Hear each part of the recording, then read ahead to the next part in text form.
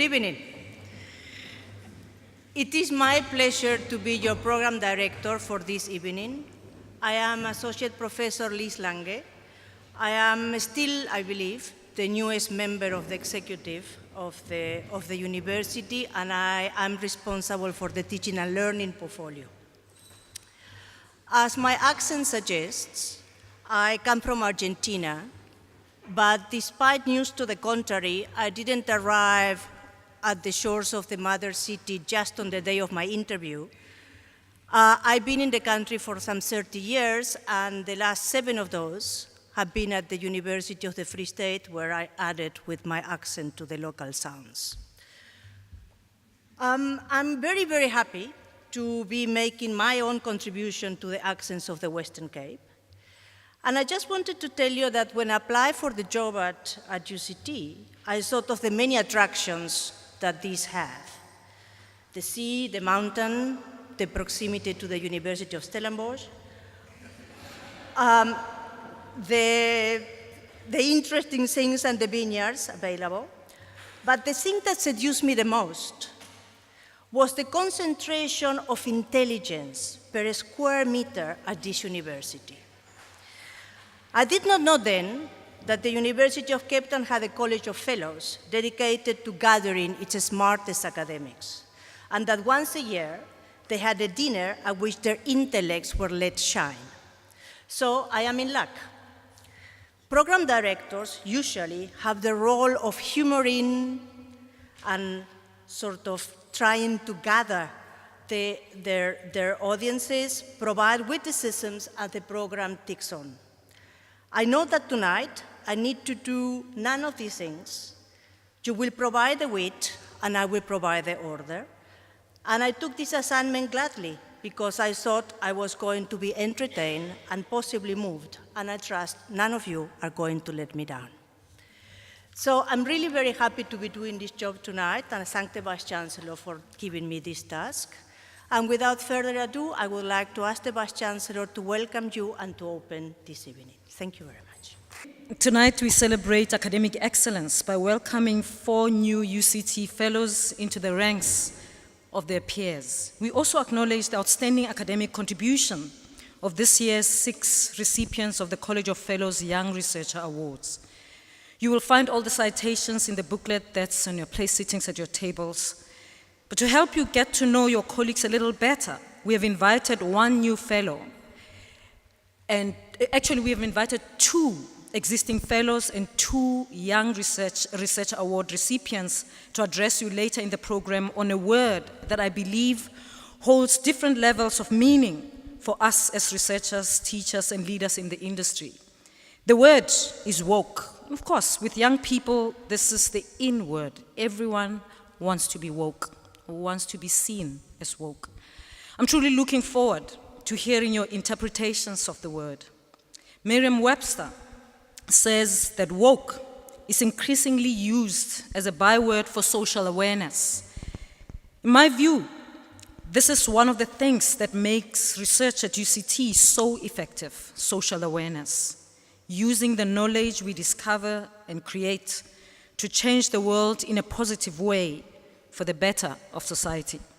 I believe that this is what helps UCT researchers to become recognized and acknowledged around the world, because you offer insights that stimulate a real change. I'm proud to tell you tonight that UCT has again, this year, recorded the highest number of NRF-rated researchers in South Africa. We are now at 541 of our researchers are NRF-rated. And this includes new A ratings for 2 colleagues who are also members of the College of Fellows, Professor Kelly Chibali in chemistry and Professor Kertan Deda in medicine. A further 4 researchers retained their A ratings in the current cycle. Emeritus Professor George Ekama in civil engineering, Professor Hans-Peter Kunzi in mathematics and applied mathematics, Professor Ed Ribiki in molecular and cell biology, and Professor Heather Zah in pediatrics and child health. And Heather Zah, of course, achieved an A1 rating and many other awards in the past year. Congratulations to Heather. This brings UCT's total number of A-rated researchers to 42, up by 1 from last year. and 3 new P ratings were awarded, but this total of P-rated researchers remains 8, which is half of the P-rated researchers in the country. In the country, we've got 16, and we've got 8 of them, which is not bad at all. With so many distinguished researchers among us, it is not a surprise that UCT remains the top-ranked university in the continent and among the top 200 in the world across a number of world university rankings. UCT is the only African institution in the top 10 out of more than 350 universities ranked in the latest Times Higher Education Emerging Economies University rankings. On an individual level, many of our colleagues have been honored with prestigious local and international awards for their work. Through your work, you help influence and shape government policy in South Africa and elsewhere in the world. And your students are carrying on that legacy in the international academic sector. We have been active in the African Research Universities Alliance, ARUA, an alliance of 16 member institutions that are working to create a platform for growth in research capacity across the continent over time by aligning Africa's leading research institutions into a hub of research expertise. UCT has recently launched 2 new centers of excellence under the ARUA umbrella. The African Center of Excellence for Inequalities Research, led by UCT's Poverty and Inequality Initiative, and the ARUA Center of Excellence in Climate and Development, led by UCT's African Climate and Development Initiative. In 2016, UCT was admitted into the International Alliance of Research Universities, IARU, a distinguished group of 11 international research-intensive universities. And UCT is the only university from the South among the 11 international research-intensive universities. This offers us a unique opportunity to represent the needs of this region. One of the most prestigious international collaborations that UCT is involved in is our work in helping to upgrade the CERN Large Hadron Collider from December 2018 until 2021. South African scientists, including from UCT, will be among those developing the new hardware, installing it, and testing it. I wish I could go around the room and note the important work that each of you is contributing to this prestigious institution.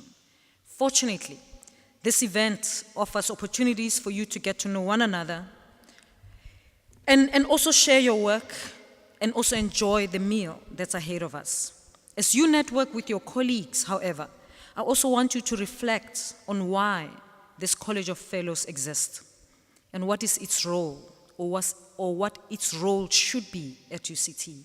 What value do we or can we add to UCT as a College of Fellows? There are a lot of debates in higher education and here at UCT going around, and it is a body such as this one that can take leadership and should take leadership, especially when there are complex contestations that are difficult to navigate and resolve. In my culture, we have a concept of elders, and these are people who have walked the road ahead of us. We respect them because they do not impose their ideas on us, but they take time to listen and engage with our ideals and dreams as young people who are not as experienced as they are. We listen to them because their interest is not in winning the argument, but in ensuring a secure future for the institution. In chaos, they are the voice of reason, and in wars and battles, they bring peace. It is for this reason that elders have a special place in our culture, and when they reprimand us, we listen without questioning. I want to challenge us tonight to make the year 2019 the first one in which we take our rightful place as elders of the university, because I believe that the College of Fellows should be elders of our university. This university needs you. I know that your stature contributes to who we are, especially our academic reputation. But what I'm saying is that this university needs more of you. So, with these few words, I hope you feel not only welcomed, but you also feel needed, you feel appreciated, and you feel wanted. and determined to make the future of the College of Fellows different from its past, more meaningful and impactful on what UCT becomes. And I would like to call on Professor Kyobe to please come to the podium so he can introduce to us the recipients of the College of Fellows Young Researchers Awards. Good evening to you all. I'll start by calling the young researchers. That is, we've got some who are here, others are not around, so what I'll do, I'll just read their names, the existing ones. I'll start with Dr. Sanda Benya. That's Department of Sociology, Faculty of Humanities. Dr. Sarah Fawcett, Department of Oceanography, Faculty of Science. She's not available today. Dr. Nomsa Makubu, Michael School of Fine Art, Faculty of Humanities. Dr. Brandon Morgan Brown, School of Economics, Faculty of Commerce. Associate Professor Geo Olivia, School of Public Health and Faculty and Family Medicine, Faculty of Health Science. She's not available. I think you're supposed to come up. Those who are around. And Associate Alistair Price, Department of Private Law, Faculty of Law. So I'm going to ask the Vice Chancellor to present each of you with an award, each of you with a certificate. I don't know if they are, okay, you check them. That's Sasanda. Okay.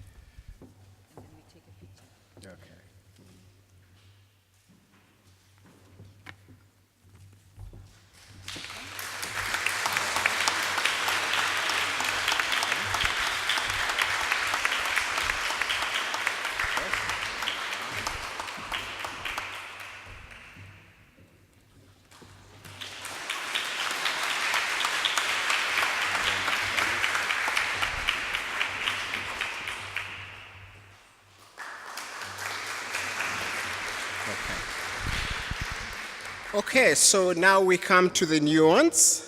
The first one is Professor Aubrey Mainza, Department of Chemical Engineering, Faculty of Engineering and Built Environment.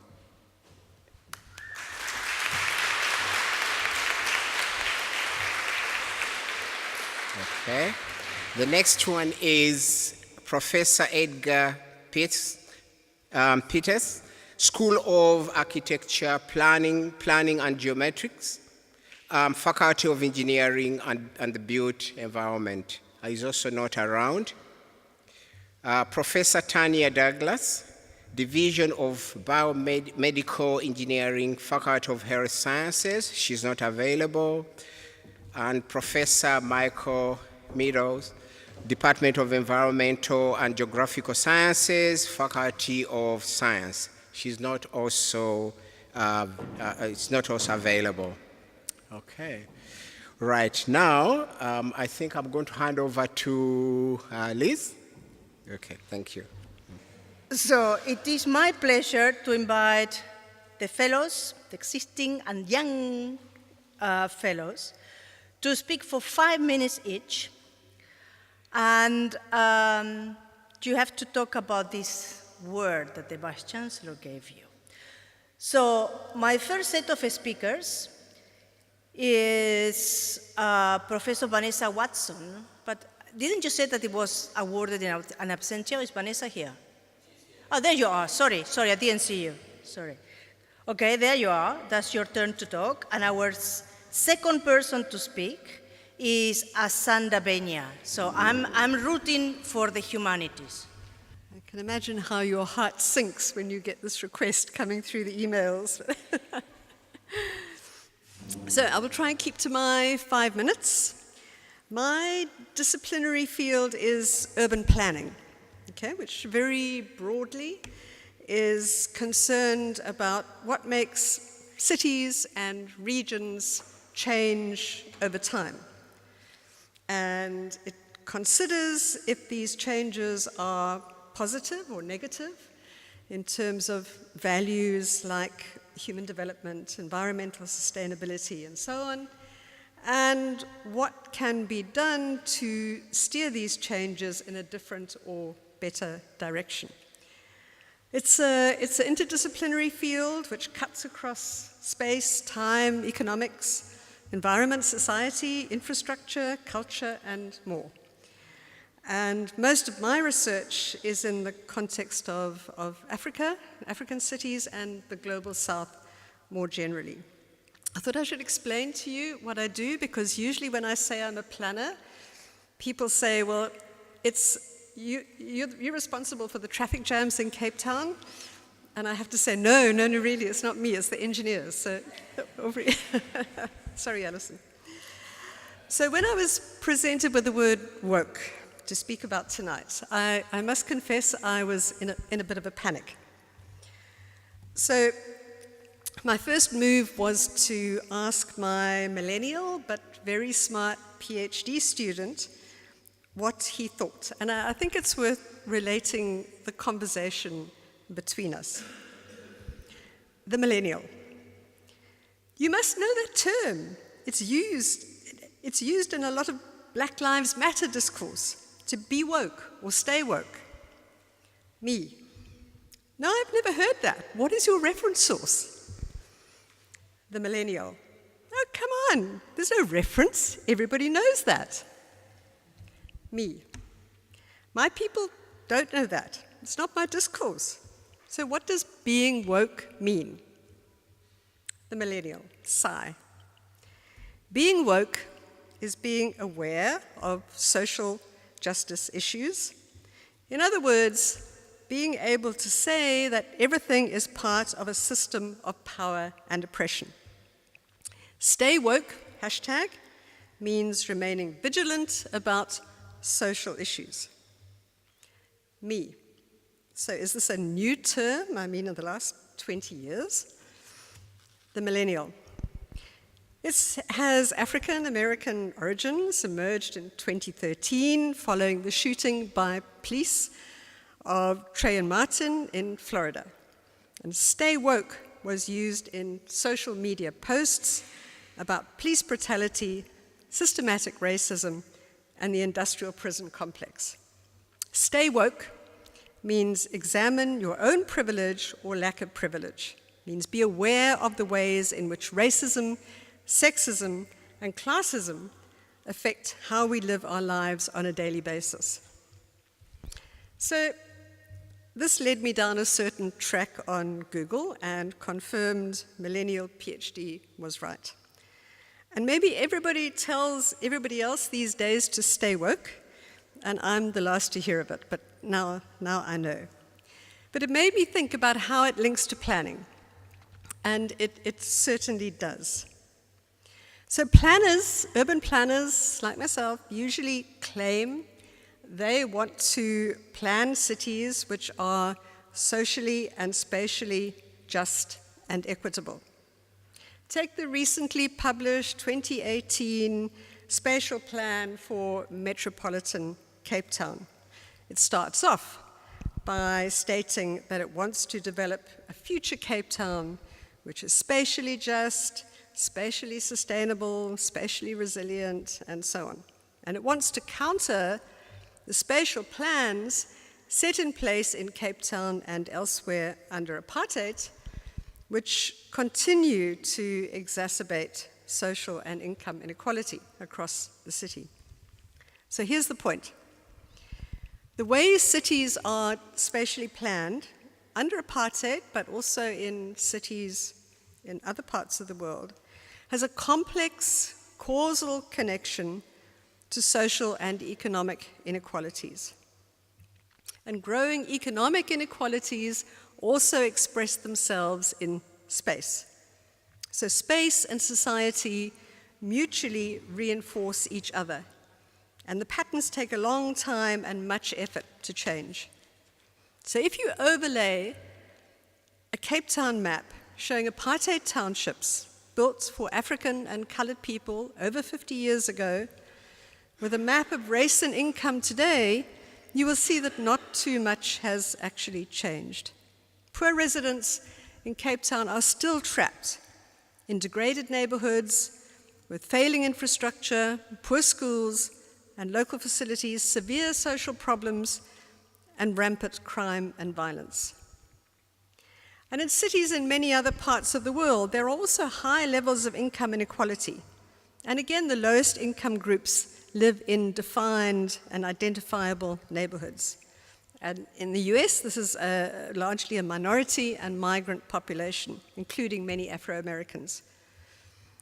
And they are usually in those parts of the city which are congested, overcrowded, degraded, unhealthy, poor public services, and so on. And recent US data, really interesting, shows a strong correlation between where people are raised and their chances of achieving the American dream, whatever that might have been in the past.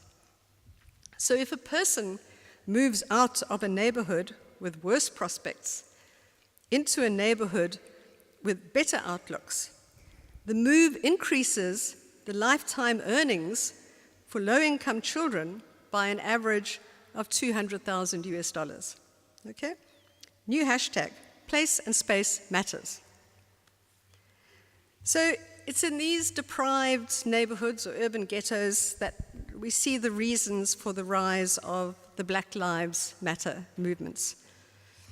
In US cities, these movements showed how people are being killed in racialized spaces, housing prospects, and neighborhoods that are marked by the visible lack of state and social care.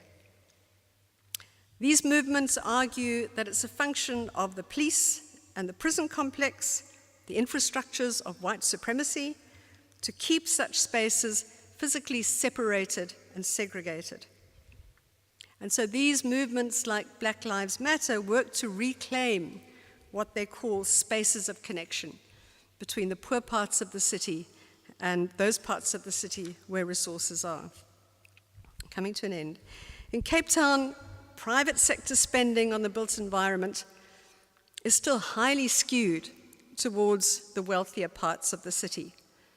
There are few, if any, large property developers that would build in Gugulethu or Bonteheuwel. They consider it too risky and the profits too low. And the municipality has shown an unfortunate tendency to focus investment on projects that do not make a difference in those poor townships, for example, the stadium.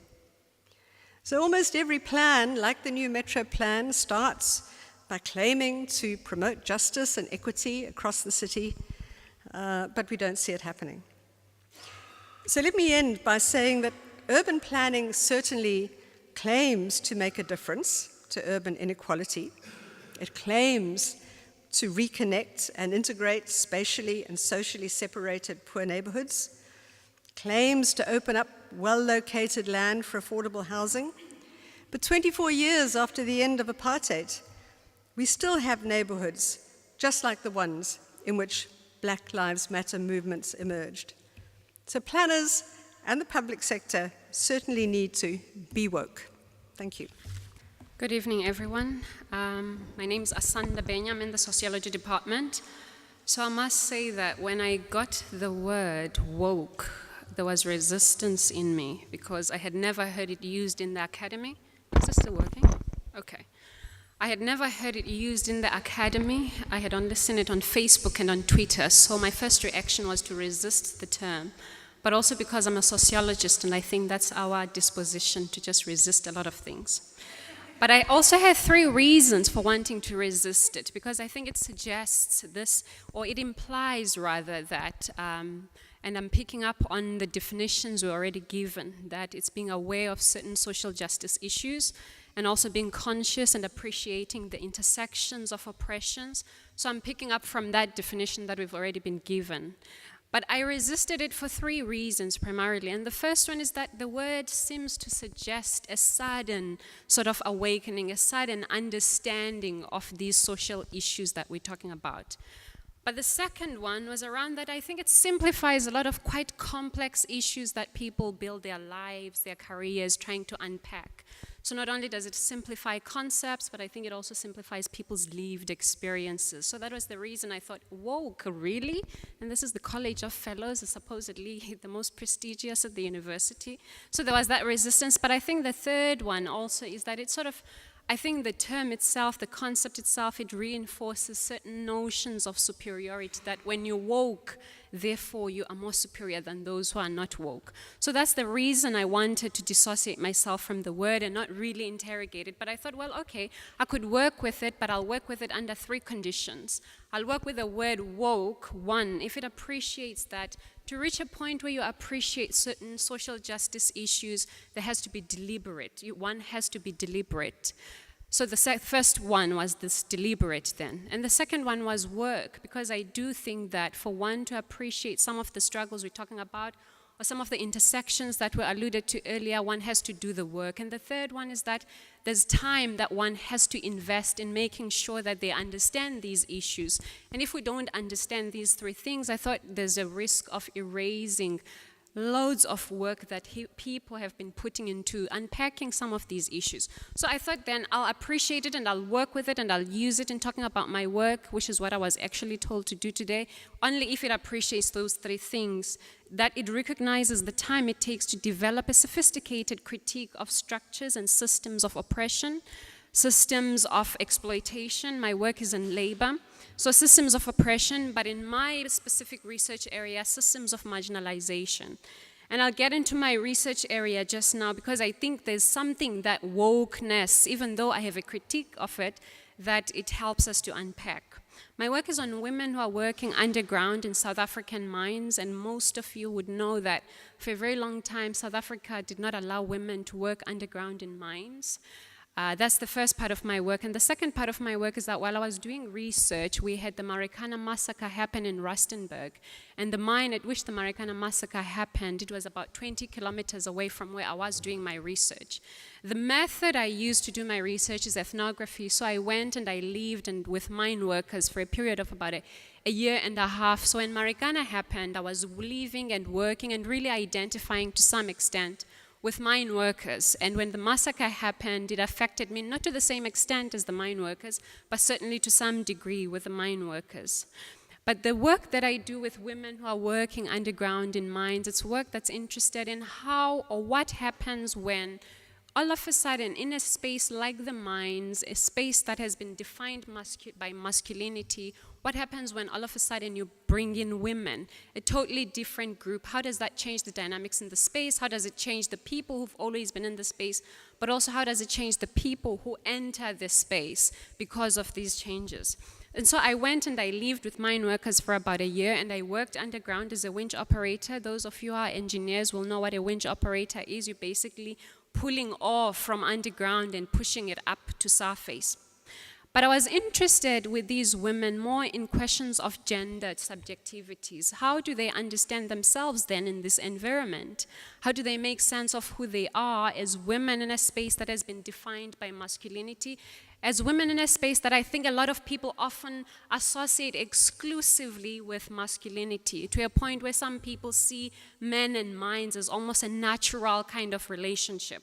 So how do these women understand themselves? Those were things I was concerned with. And like the previous speaker, I also realized that actually questions of space are important.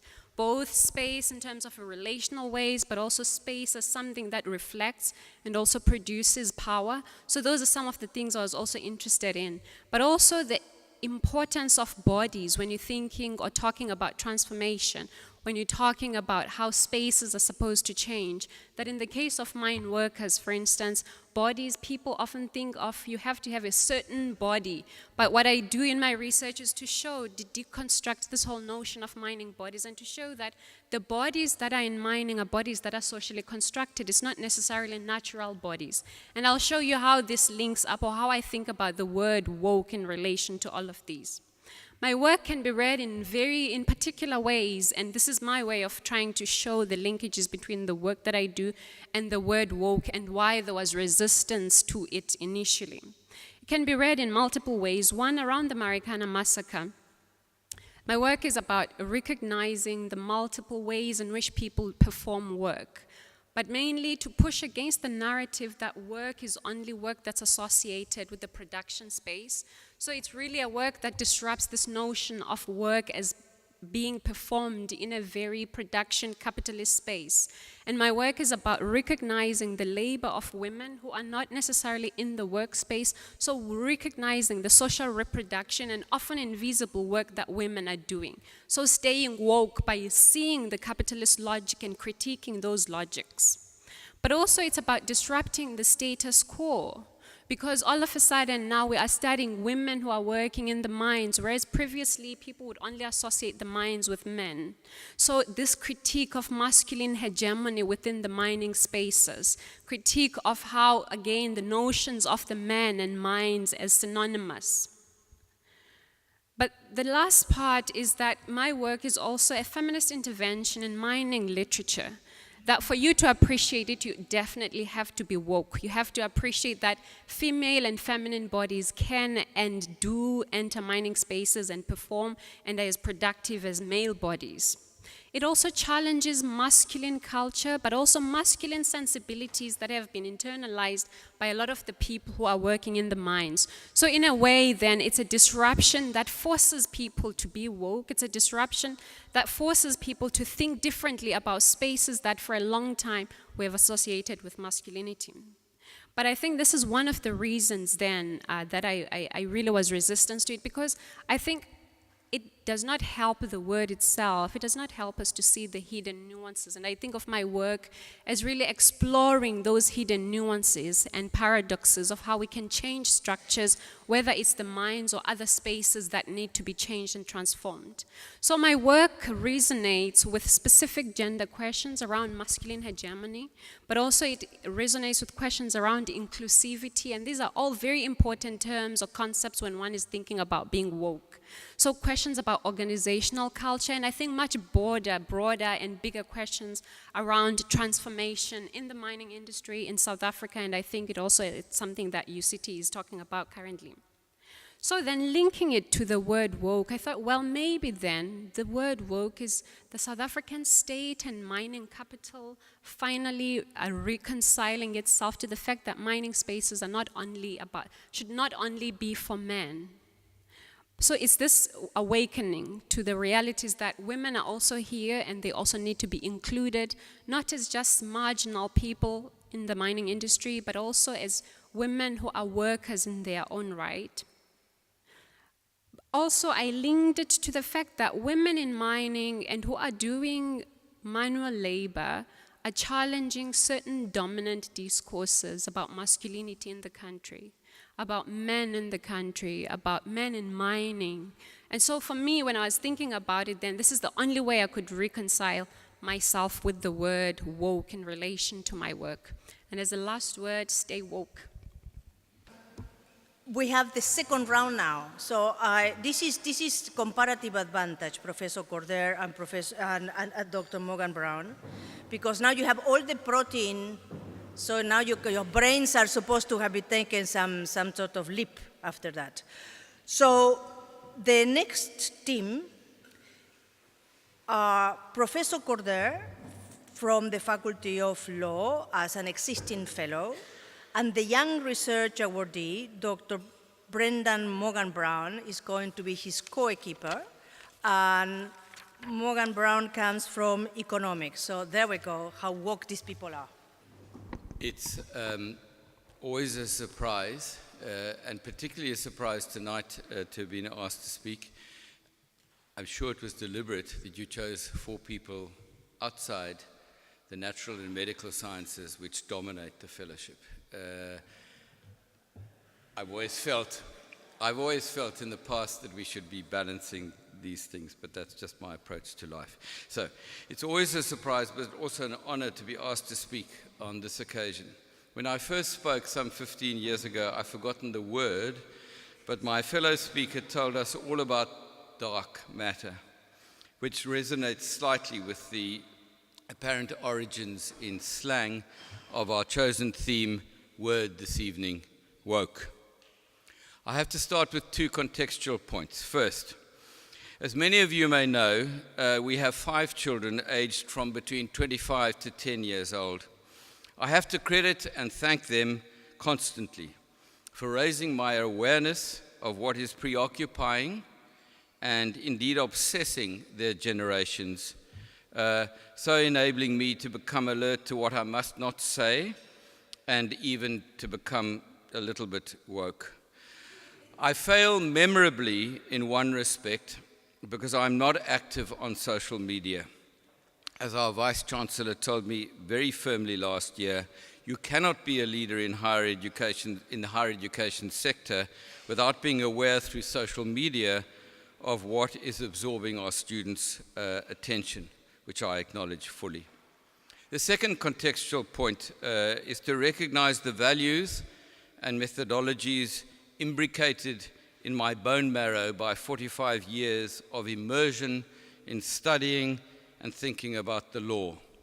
The law as a social force and even as a determinant. Lawyers are wordsmiths. Indeed, much of the joyful craft of lawyers operates in the penumbra of imprecision inherent in words and languages. And the English language provides a rich harvest of ambiguity to be exploited. Add to this the generality of language required in a magisterial document such as our national constitution, and you can begin perhaps to share the fascination of the discipline in which I operate. So I started out by looking quickly at dictionary meanings of woke. Lawyers must be able to rely on authority, and this is a selection of what I found. Quote, and I'm sorry, this comes from Wikipedia. I know one shouldn't mention that word in learned company, but I'm mentioning it nevertheless.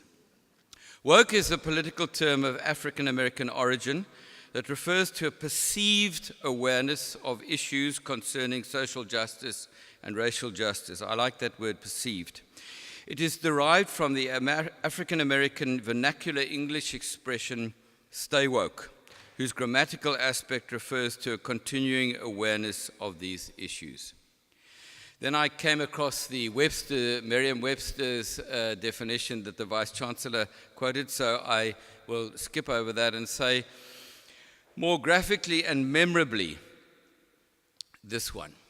Getting woke is like being in the Matrix and taking the red pill.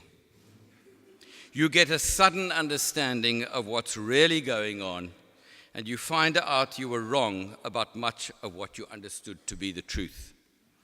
And finally, because the College of Fellows is, if nothing else, an elite body of scholars, a cut above the rest, the following seemed most apt. And there's no authority attribution for this statement. Woke is a state of perceived intellectual superiority one gains by reading the Huffington Post. Having discerned the framework within which to situate the application of my discipline, constitutional law, the following observations drawn from South African legal history, which is one of my obsessions, demonstrate, I would argue, the concept of wokeness in constitutional law. For this explication, I need to introduce another word, another context, a concept of relatively recent currency in discussion about the role of law in public governance. This word is lawfare, L-A-W-F-A-R-E. In 2000, the year 2000, the leading sociologist of law, John Komaroff, who hails from South Africa but practices out of the United States of America, described this term as the use of the law by conquering powers to subjugate the vanquished population through the adoption and enforcement of statutory law and even the common law, Dani and Alistair, through the courts, backed up by the forces of order, the police and the army. Thus, lawfare is waged on the colony by the imperial power as a substitute or complement for armed force as a sword. We don't have to think very far back in our history to remember the brutality of oppression through the law. Indeed, the apartheid regime boasted that it observed the rule of law, and in a warped sense it did, but only as rule by law, not rule of law, until even that fell apart in the mid to late 1980s, when we suffered successive states of emergency. But the law, mercifully, has a dual quality. Resort to public governance through the law, as opposed to naked autocratic authority, inhibits such authority. It provides limits. It blunts the sharpness of the sword. Because any legal system worth the name must also provide access to court as a shield. So lawfare has come to have a secondary meaning, the use by the subjugated population in resistance to tyranny, to fight back, to pursue the struggle against injustice. Again, South African legal history is replete with such examples. We are one of the best examples of this, in my view, universally. Gandhi and his resistance to segregation and passes for women in the 1910s. Litigation seeking to prevent the removal of black voters in the 1930s and colored voters in the 1950s in the Cape from the common voters' roll. Myriad successful challenges to the implementation of national security laws in the 50s to the 70s.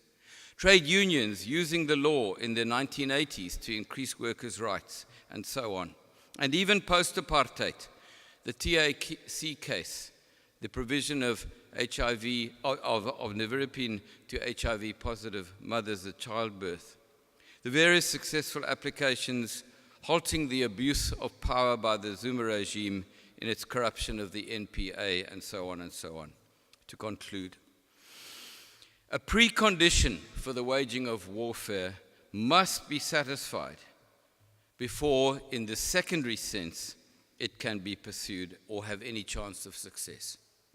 You need judges who are willing to push the boundaries of the interpretation of legal language without subverting their proper constitutional role. That's an issue at the moment in this country. You need lawyers, practicing lawyers, who are aware and courageous enough to take such challenging cases to court, often at personal and reputational cost.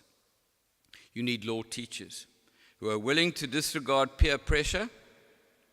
The law is deeply conservative. And to break the conventions in exposing their students to heretical ideas. And finally, you need students who are fired up and connected enough to causes of social justice, respectfully to question and challenge their teachers and the leaders of the profession into which they will go. What connects all these currents?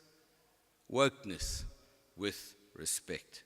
Thank you very much indeed. How very apt the word woke is to the time we live in. With increasing attention to the Black Lives Matter movement, the Me Too movement, and the many other socio-political campaigns across the globe. Being woke turned into a call to action for us all to pay attention to the injustices and oppression that people face. It is about seeing people more clearly and caring more deeply about their experiences. For me, it is about moving beyond an awareness that society doesn't treat everyone equal, and using knowledge, privilege, and access to resources to effect change. The field of HIV behavioral and social science I work in is rife with examples of inequalities which prevent equal access to treatment and effective care, and help create and sustain conditions in which more poor people, more women, and more people of color are HIV positive. Social and economic inequalities are a key factor in the high rates of new HIV infections globally. New infections are disproportionately high among young women in sub-Saharan Africa, In 2016, 26% of new HIV infections in Eastern and Southern Africa occurred among 15 to 24-year-old women, who make up just 10% of the population. Worldwide, young women are infected with HIV at rates twice those of young men. One focal area of my research has highlighted the role that sex with older male partners plays in increasing HIV infection risk among young women in South Africa. Older men are more likely to be HIV positive and treatment naive, and partnerships with older men involve more condomless sex, alcohol use, concurrent sexual partnering, and transactional sex. I've learned that women are seeking older partners to break through social mobility barriers and not just to ensure basic needs are met. Gender inequality in education and wealth and power and intimate partner violence in relationships often hinder a woman's ability to protect herself from HIV. We need to create different mechanisms through which women can break the barriers of social mobility and better safety nets to ensure that women can fulfill their dreams and aspirations. We need a far greater understanding of the lived realities of young women and their decision-making around partner selection. Efforts to prevent infections among young women need to come from young women. We need to empower young women to lead, research, design interventions, and make policy. Social and economic inequalities also influence access to HIV treatment. The introduction of free public sector antiretroviral therapy in South Africa in 2004 has been one of the great global public health success stories and resulted in the largest treatment program worldwide. Research by other colleagues at UCT has demonstrated that people living with HIV in South Africa can have a near normal life expectancy, assuming they start treatment before their immune system is severely compromised. The challenge now is to ensure that all people living with HIV have early access to treatment and stay in care. With the growing global awareness that it is not the availability of treatment per se, but support to start and stay on treatment after diagnosis that is key, another focal area of my own research is linkage to care. What I've learned is that for many living in poverty, awareness and motivation are insufficient to overcome the multiple structural and psychosocial barriers to treatment uptake. That even relatively large financial incentives for starting treatment may be inadequate to promote treatment access in such contexts where levels of stigma are high and people have very little social support. That we can't talk about equal opportunity for treatment for all South Africans, while some people have the ease of a short visit to a private clinic without concern about privacy, involuntary disclosure, and related social and financial consequences, while others from poorer neighborhoods need to wake before dawn, spend the entire day at the clinic, and repeat the process multiple times to obtain treatment. To be woke is to be called to action. HIV research must strive for interventions that are patient-centered, empathetic, and tailored to the lived experiences of the marginalized populations we serve and seek to help. Thank you. Well, I must say, you have passed with flying colors. Thank you very much. I feel thoroughly entertained and amused to having been here. My duty now is very simple and very pleasant. It is to say thank you. First of all, I would like to say thank you to the Vice Chancellor.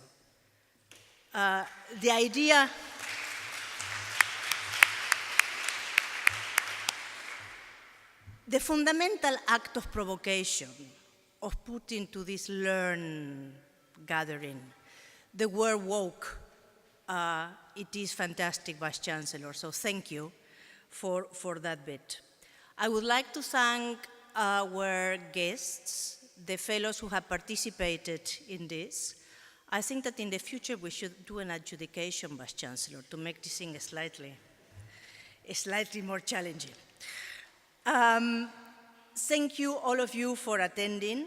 It has been really fantastic. I'm very pleased to have met some of you and to recognize some faces of old friends.